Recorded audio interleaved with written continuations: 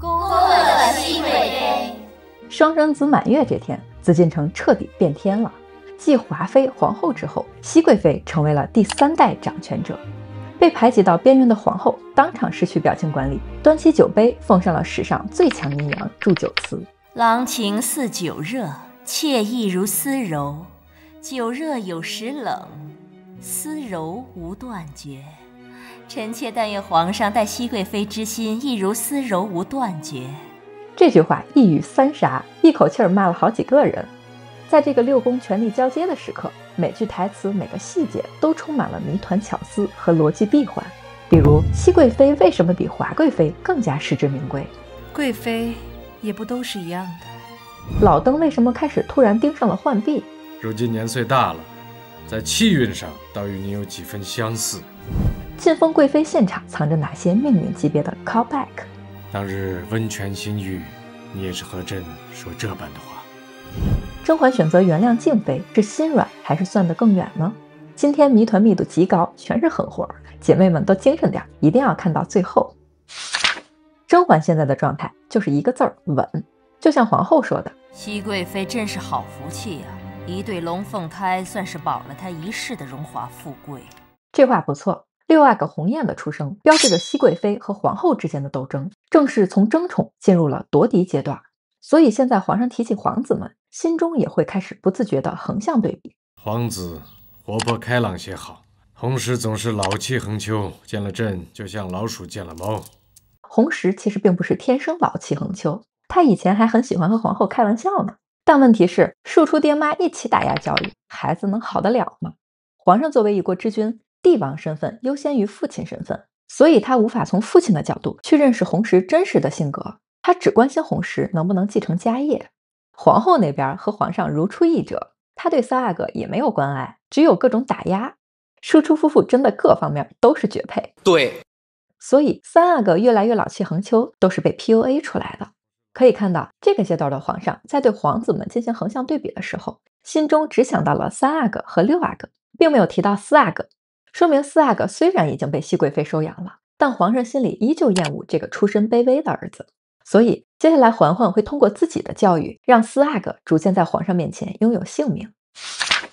甄嬛給公主定封號的時候，引用了李商隱的詩句：身無彩鳳雙飛翼，心有靈犀一點通。公主的封號便叫靈犀可好？她看着靈犀，心裡想的很可能是當年自己和果郡王琴笛合奏的場景。那個時候，舒太妃和她的侍女姬雲都稱讚過二人心有靈犀，所以公主的封號代表了甄嬛對果郡王的愛情。靈犀，皇上听了立馬覺得自己懂了，融會貫通了。沒錯沒錯，咱倆10年來心有靈犀，咱們的女兒那必須就是靈犀公主了。這裡時間線上有個小疏漏啊，甄嬛是1722年選秀入宮，轉年1723年春天和皇上在御花園偶遇，1727年離宮，3年後1730年回宮，所以倆人認識剛好7年，而不是10年。皇上硬給自己戴高帽，嬛嬛懶得接話，浣碧也聽不下去了，於是找借口孩子該餵奶了，把話題岔了過去。到了該餵奶的時候了，乳母要抱出去了。好。就在浣碧出去的時候，老登突然開始盯着浣碧上下打量，手裡的小手串還抖了抖。這個物件就是皇上內心寫照，表示他心動了。這丫頭跟了你許多年，倒是長得與你有幾分相似了。甄嬛第一反應並不是吃醋，而是下意識想保護浣碧身份的秘密，於是順水推舟地說：皇上以前就說過浣碧的眼睛長得像我。這個回答很聰明，他沒有認同或者否認，而是引用了皇上從前的觀點，順着他說，就把話題輕輕給推過去了。結果皇上還沒完，又發表了一大通言論。從前浣碧只是有幾分姿色罷了，縱使眼睛像你，也是個只知傳紅着綠的丫頭。如今年歲大了，在氣運上倒與你有幾分相似。這話翻譯一下就是：浣碧從前有幾分姿色，但沒內涵，所以本登看不上。但現在她不光外貌像你，還開始有思想了，本登開始心動了。甄嬛剛剛回宮幾個月，倆人正是你儂我儂的時候，皇上怎麼開始突然關注別人了呢？第一，在熱戀期間移情別戀，屬於老登的常規操作。當年沒裝聖寵，沒幾個月，他轉頭就看上了於答應，於答應得寵沒多久，他轉頭又看上了婉常在；婉貴人得寵沒多久，他又迷上了安答應。所以說，老登的喜新厭舊是有長期鋪墊的。第二，老登內心其實很空虛，這種空虛是從純元死後一直斷斷續續的。這麼多年，身邊雖然有各種美貌的嬪妃，但是能夠走進他心裡和他產生靈魂共鳴的，只有婉貴人一個人。而隨着婉嬪離宮，皇上跳動的小心臟又死了，他變得不愛笑了，開始仰望天空流眼淚了。可能有小伙伴會提到葉澜依啊，但是他的出現也只是一時激情，並沒有產生精神共鳴。直到和甄嬛破鏡重圓，老登覺得自己又圓滿了，而且甄嬛還優化掉了之前的倔強，變得越來越乖巧順從，這簡直就是完美手办呀。但時間久了，皇上發現這個順從的甄嬛好像缺了點什麼，他對自己的各種嗜好都反應平淡，總是帶着一種客氣的疏離，加上有孕期間不能侍寢，皇上覺得好像越想靠近他，就越難以靠近。而放眼整個後宮，原本的安嬪齊嬪被自己親手禁赛，現在除了寧貴人，幾乎沒有什麼人了。所以皇上開始尋找新目標。第三，為什麼這個人是浣碧呢？這個問題存在兩種可能性。其一，他還是在找純元替身。皇上覺得浣碧的眼睛長得像甄嬛，但皇上以前也說過，甄嬛眉眼處和纯元有幾分相似。推导一下，也就是皇上突然覺得浣碧長大了，眉眼處開始和纯元有幾分相似了，所以他動了歪心思。第二種可能性就是他在找替身的替身。隨着甄嬛的失而復得，加上順利產下雙生子，皇上心中的替身越來越像白月光了。甄嬛和皇上的愛情故事經歷了時間沉澱，逐漸变成了經典。而眼前這個沒有稜角的甄嬛变得和以前不像了，变得越来越像個假人，有些索然无味了。所以他開始懷念曾經的甄嬛。而恰好浣碧經過磨練之後，變得越來越像甄嬛了。最近浣碧每次開口都讓他想起當年的甄嬛，一個不再膚淺、有些主見、對愛情充滿期待的年輕女孩，何樂而不為？所以老登開始試探甄嬛的態度。如果你想問以上兩種可能性哪一種更大呢？那麼我個人覺得人的感情是複雜的，也許皇上心中兩種感情都有，纯元的影子還在，也不妨礙甄嬛逐漸成為另一個經典的影子。皇上的感情世界一直都是複雜的、不純粹的。這種對皇上擬態而非求真的愛情觀的刻畫，其實是和果郡王的愛情觀作為對照的。對果郡王來說，甄嬛只有一個，不論浣碧眼睛如何像甄嬛，氣韻如何像甄嬛，她都不是甄嬛，即使再好，果郡王也不會喜歡。而皇上就是想找一個替身的替身消遣一下而已，愛情對他來說一文不值。他覺得現在事事都順着自己的熹貴妃，又得到了朕賦予他的權力地位，應該會成全自己的小心思吧。結果沒想到被甄嬛三言兩語擋了回去。皇上今日是怎麼了？對着臣妾的一個侍女這樣稱讚，美得叫人笑話。甄嬛當然知道皇上在想什麼，但她肯定是不會同意的。且不說浣碧對果郡王的感情，就算強行把浣碧納入後宮，浣碧的身世以及她知道的那些秘密，都會成為一顆危險的炸彈。這個小插曲的設計其實很妙，一方面它鋪墊了皇上對純元周邊的收集癖好一直存在，另一方面是體現他最近十分空虛，想找新歡了，為後面瘋狂追求玉娆埋下伏筆。當然了，這只是皇上的第一次試探，雖然你熹貴妃不同意，但沒準人家浣碧樂意呀。浣碧曾經有2次表現過想要得寵的心思，皇上是知道的，所以後面皇上當着浣碧的面再次試探了一次，就封為喜常在吧。可把浣碧嚇壞了。這個之後我們再講。奴婢不敢。熹妃剛回宮時，原本計劃是生產之後接回龍月，皇上也說過這樣的話。等龍月再長大些，朕就讓她回來，不叫你們母女分離。不過甄嬛對這件事情已經有了新的處理方案，收服靜妃是熹貴妃權力交接期間的第一步棋。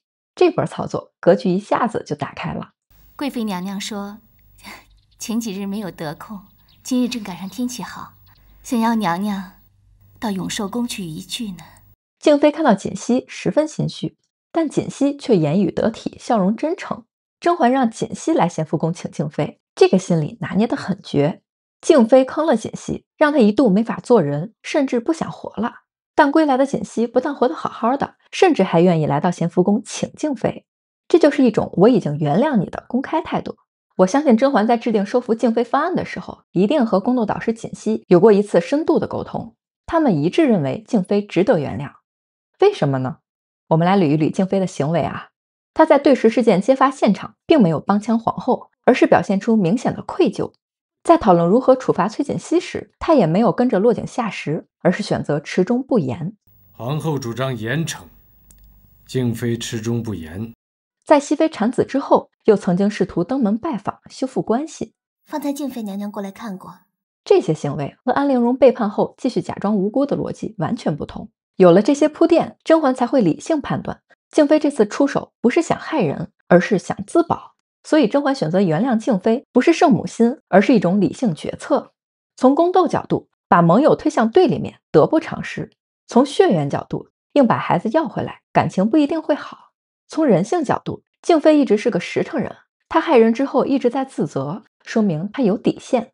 綜合起來，最優解就是把龍月繼續留在靜妃身邊，但是把靜妃拉回自己陣營，這樣盟友和孩子都會有，這才是利益最大化的選擇。站在這個共識上，其實並不需要甄嬛多勸，槿汐一定會支持她。所以我們就看到槿汐直接登門到咸福宮去面對靜妃。槿汐來的時候，靜妃正在教龍月剪紙。咸福宮這種溫馨的鏡頭有好幾次刻畫，靜妃是真的在拿全部的愛、全部的耐心在帶這個孩子，這也讓龍月長成了一個有主見、聰明又很有判斷力的孩子。龍月喜歡這個小兔子嗎？靜妃覺得小女孩可能會喜歡小兔子，可可愛愛的，但咱們龍月大魔王不愧是嬛嬛的女兒，從小就不是走乖巧路線的。她不喜歡兔兔，她喜歡老虎。娘，我想要小老虎。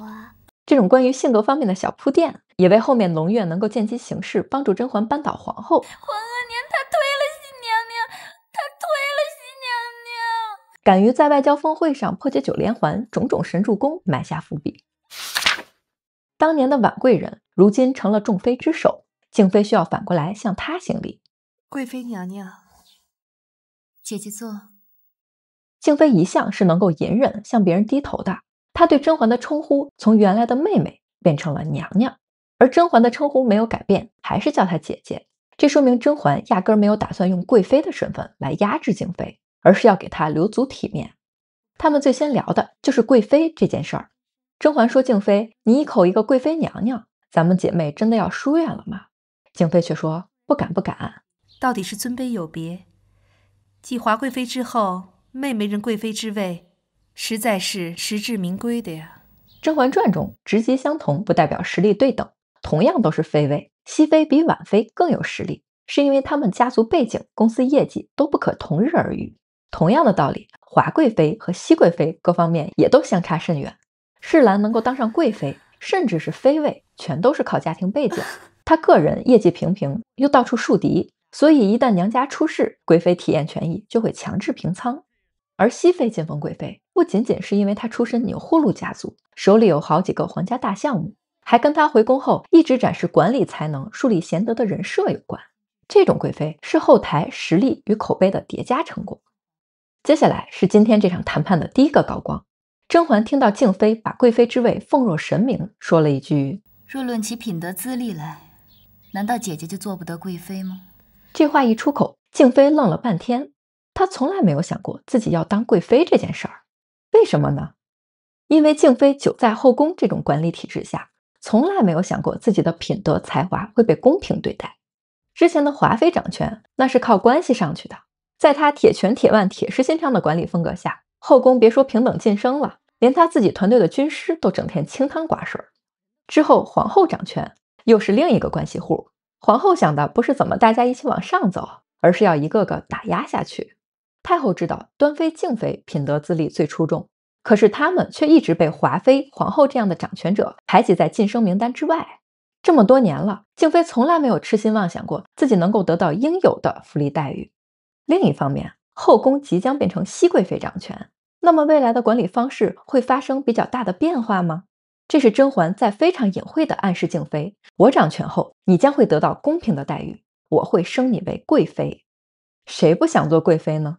靜妃的慾望瞬間被打開，但也僅僅就是一瞬間。她想到這個不公平的後宮，還不都是靠領導的喜愛和關係才能晉升，哪講什麼個人能力品德？於是又苦笑說：“貴妃也不都是一樣的。我記得妹妹離宮之後，皇上有一次提起妹妹，還大讚在御花園中初遇妹妹的景象。他讚妹妹莞爾一笑，嫣然無方。這個莞爾一笑大有深意。當年皇上選秀見到甄嬛後，情感世界被點燃，琢磨着要給她一個封號婉。皇後聽了說：“好像就有婉婉黃柳絲，蒙蒙雜花垂之句。”注意，皇上的婉和皇後的婉不是同一個字，皇後是用纯元小字的婉，暗示皇上：“哦，你是在找姐姐的替身吶。”但皇上对這個婉字是這樣解釋的：“朕覺得真是莞爾一笑的樣子，甚美。”這兩個漢字不僅同音，而且形似，它們都是草字頭，完美的呼應了現實中甄嬛和纯元眉眼處長得很像的設定，再次呼應了皇上擬態而非求真的愛情觀。暖場之後，甄嬛直接戳破窗戶紙：“姐姐一向慧智，既然明知皇上对我不薄，姐姐又為何要與我作對呢？”甄嬛在提問的時候其實是知道答案的，但很多關係就是這樣，說破無毒。靜妃這時候很聰明的一點就是她沒有裝傻，而是直接承認：“你知道也好，省得我終日懸心，寢食難安。這次是我害你，終是我對你不住。”靜妃的坦誠也換來了甄嬛的開誠布公。她說：“我明白，你平時從不主動害人，連祺貴人那種職場小笨蛋你都能幫一把。你害我並不是想要爭權爭寵，只不過是為了胧月。”這一針扎得特別準，靜妃心理防線瞬間崩塌，眼淚直接掉了下來。若無胧月，我這後半生怕無半點歡愉了。靜妃開始說自己的心裡話，並且把對甄嬛的稱呼改回了妹妹。妹妹，你自服是皇上聖寵尤渥，哪裡知道我這深宮寂寞的感覺？後宮裡一共有326塊磚石，可是這每一塊我都撫摸過無數遍了，其中還有31塊已經出現了細碎的裂紋，否則我將如何度過這漫漫長夜呢？深宮寂寞這個話題是後宮嬪妃們掛在嘴邊的，但真正能把話題說透的，那還得是靜妃。她直接把深宮寂寞量化為了數字，這個指標直接打動了甄嬛。這就是水平。姐姐可知，姐姐來往景仁宮之事，並非我自己探知，而是皇後故意透露此事。皇後在這個局裡隱藏得很好，她煽動靜妃對付甄嬛，靜妃卻表現得不死心塌地，還說什麼只幹這一次。我答應過皇後，只幹這一次，唯這一次。那哪行？上了烏拉那拉的賊船，怎麼能輕易下去呢？於是皇后轉頭就把靜妃供出去，目的就是希望他們自相殘殺。無論是借甄嬛的手扳倒靜妃，還是借靜妃的手扳倒甄嬛，都是削弱對手實力的好辦法。事已至此，我無話可說，悉聽貴妃娘娘處置。那麼就請姐姐替我撫育胧月，直至公主出嫁。甄嬛不僅以德報怨，而且表達方式充滿了尊重，請姐姐替我撫育胧月，不是賞賜，而是請求。Deadline 也很明確，直到她出嫁。這顆定心丸直接餵到了靜妃心坎上。有妹妹這一句話，我當拼全力愛護胧月。從此，靜妃正式加入熹妃戰隊，成為強有力的盟友。後面的劇情也印證了這一點。靜妃不僅對胧月拼盡全力，她對甄嬛也是真的拼盡全力。在滴血驗親時，她不顧皇上盛怒，還為熹貴妃求情。她還常教育胧月要對熹娘娘好。無論在什麼時候，你都要保護熹娘娘，別讓皇額娘欺負了她。也因此，胧月和甄嬛的關係越來越近，而這些收益都跟甄嬛此時的這個決策有關。這就是熹貴妃在接管六宮之前走的一步大棋，統一人心。整頓好團隊，甄嬛正式上岸。熹妃钮祜祿氏批招書會，敬慎持宮，養成皇太后慈玉，晉為熹貴妃，欽此。謝主隆恩。嬛嬛的第二個貴妃造型出現，這個雙側的金色流蘇顯得特別貴氣，和當年華貴妃的妝造有異曲同工的感覺。大家更喜歡哪套造型呢？甄嬛每次進宮都會有專門的場面刻畫。呀，好重啊！如今只是封婉嬪，小主就先头上首饰重了，那以后当了貴妃可怎麼好呢？別胡說。而這次晉封貴妃的現場，更是處處都是邏輯閉環。永壽宮這邊，甄嬛還在接旨，皇上就猴急的來了。朕等不及要見你，與其在景仁宮苦等，不如和你一起同去。按理說，皇上應該在皇後宮裡等，但為什麼他會等不及要見他呢？這裡是第一個邏輯閉環。回想3年前，婉嬪晉封婉妃，皇上在景仁宮等待，結果發生了姑衣事件，自己一時情感衝動，導致嬛嬛與自己決裂離宮。如今類似的情景重現，他回想起上次晉封班車現場，心有餘悸，擔心又出什麼幺蛾子，索性親自來到永壽宮。然而甄嬛並沒有順勢和皇上秀恩愛，而是拒絕了同行的請求，讓皇上坐轎輦在前面走，自己在後面隨行。嬛嬛時時不忘去年之德嗎？從前不敢忘的，如今更不敢忘。當日溫泉新浴，你也是和朕說這般的話。去年之德的典故出自漢成帝的妃子班婕妤。班婕妤的品德在後宮是有口皆碑的。趙飛燕、趙合德姐妹入宮前，她是最得寵的。有一次漢成帝想寵她，讓她跟自己一同坐車出遊，結果被她嚴辭拒絕了，說明君身邊應該是賢臣在側，不應該是成天帶着寵妃兜風。所以拒絕同車出行的品德化為去年之德，用來形容賢德明理的女子。嬛嬛的賢德明理讓皇上十分讚賞，並且回想起了7年前溫泉新浴的場景。當時婉貴人正在洗澡，皇上從後面悄悄走過去，試了試水溫，婉貴人嚇得趕緊後退，表示不妥。皇上要學漢成帝嗎？臣妾可萬萬不敢做趙合德。這是第二個典故。趙合德進宮後成為最得寵的妃子，漢成帝當年很喜歡偷看她洗澡，皇上從後面走過來的行為和漢成帝有點像，所以甄嬛趕緊提醒皇上不要有過分的言行舉止，會為自己招來罵名。甄嬛在7年前不肯做趙合德，如今不敢做同城的寵妃，這前後剛好連上了，這就是第二個邏輯閉環。關於趙合德的典故後面還會有，我們遇到了再講。甄嬛的這句從前不敢忘的，如今更不敢忘，一方面是觸發皇上記憶的開關，另一方面也是在皇上心裡植入一種感受，就是當年那個跟我講道理的婉貴人，現在成了真正配得上确辇之德的熹貴妃了，所以皇上表示自己永志不忘。朕永志不忘。講完典故，我們再來復盤一下甄嬛的思維模式。她為什麼要拒絕同車出行呢？皇上邀甄嬛坐同一輛車，明顯是不合規矩、偏寵的行为。甄嬛越是處於上升期，就越謹慎。這麼大的典禮，前朝後宮無數雙眼睛都在盯着呢，她不能讓人挑出錯來。第一，她不想讓皇上偏寵的行為為自己招來嫉妒；第二，她要防止被皇後抓住新的把柄，在前朝繼續往自己身上潑髒水；第三，她需要維護自己這個新的掌權者在皇上和太後心中的形象，她要讓他們放心，自己即使手握大權也不會飄。接下來重頭戲到了，甄嬛來到景仁宮聆聽皇後教誨。當年婉嬪晉封婉妃時，卡在了最後一個環節，被皇上當場毀約。雖然行過冊封禮，但還沒聽你的教導，算不得禮成。這一次，嬛嬛終於完成了整個晉封環節，皇後無力回天。這是第三個邏輯閉環。承教於皇後，不勝欣喜。禮成後，皇上迫不及待地讓皇後身體不好，表示要把協理六宮的大權交給熹貴妃。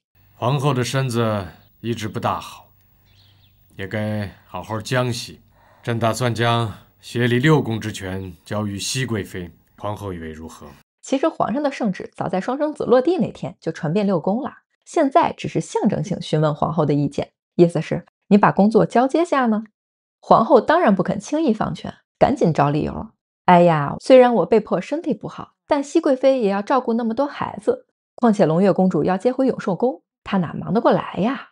結果沒想到這個借口被熹貴妃預判了。皇上說，我跟熹貴妃商量好了，穠月還是繼續由靜妃撫養，龍鳳胎也有乳母照顧，你放心，這都不是事兒。這番言論感覺皇上和熹貴妃才是一家人，皇後就像個外人。而且皇後顯然是第一次聽到穠月不接回永壽宮的消息，這說明現在六宮的核心信息只在皇上和熹貴妃之間流轉，皇後已經被排除在核心情報組之外了。不過皇後還是不死心，再找第二個理由。熹貴妃第一次管家，不知道這些柴米油鹽的門道，這些事兒說多不多，說小也不小。皇上在旁邊聽得有些不耐煩了。熹貴妃趕緊打斷：“皇後說的對呀，我還年輕，要多向前輩們學習。”皇後臉色難看極了。現在的場景就是公司一把手讓二把手讓权，二把手找各種理由不樂意，一把手有些不耐煩，又不好當场发作，所以甄嬛立馬站出來擋在一把手前面，搞定不配合的二把手。你放心啊，我不是來奪權的，我會尊重元老。你多大鞋我多大腳，拿來吧你就。皇上看熹貴妃行事妥當，而且還懂朕的心思，滿臉欣賞。他十分期待熹貴妃管理六宮之後的新氣象。好好的用你的熹貴妃金寶，如今她可不是一塊冷冰冰的金疙瘩了。從這一刻開始，皇後正式被架空，六宮從此改姓了鈕祜祿。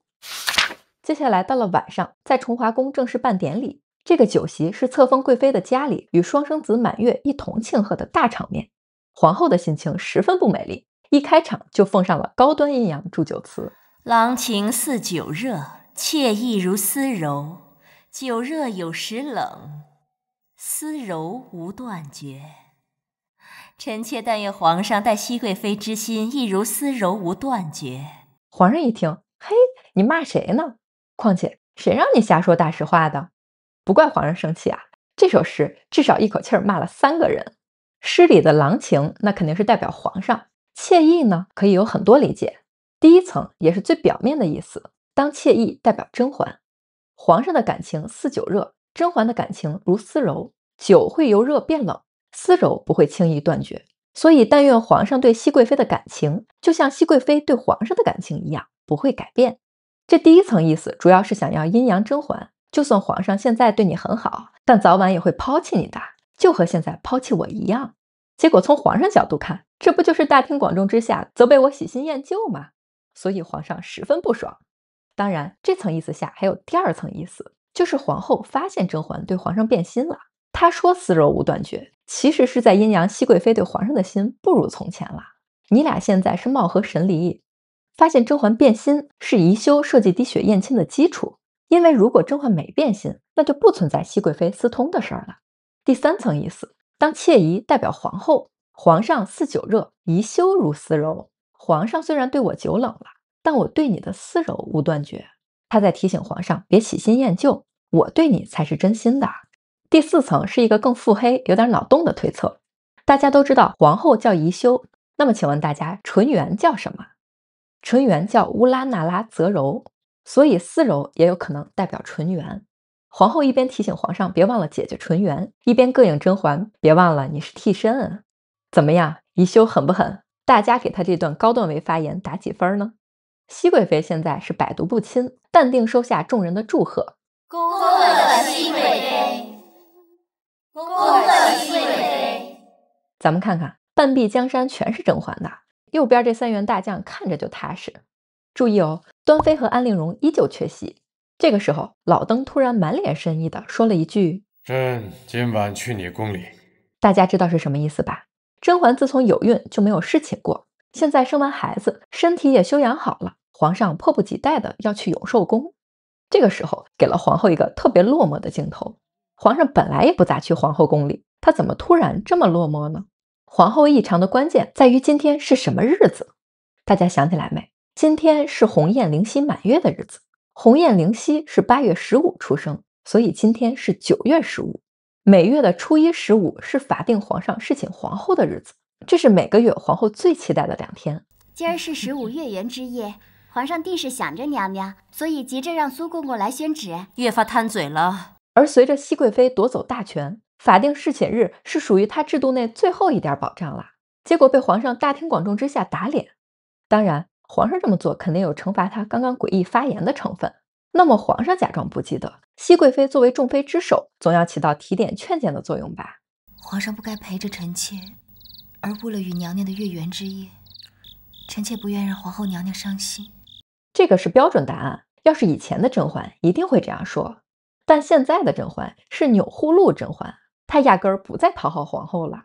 今日是紅雁靈犀滿月，臣妾怕龍月這個做姐姐的會吃醋，不如皇上替臣妾去靜妃姐姐宮裡陪龍月，龍月一定高興。這招可絕了！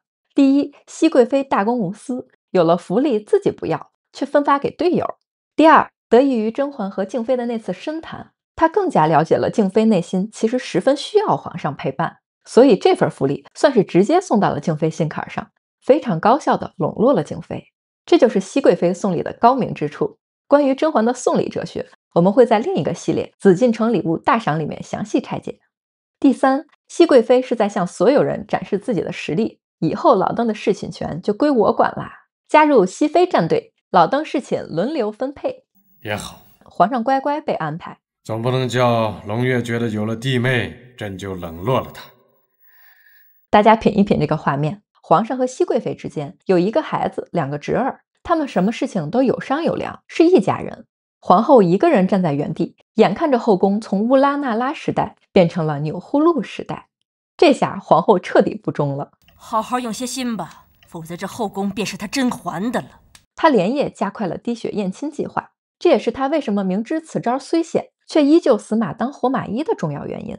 當然，要唱這出大戲，還得有足夠的人手。在這之前，皇后需要重整一下她的團队。我的嗓子怎么成這樣了？下一期的視線將移到皇後團隊。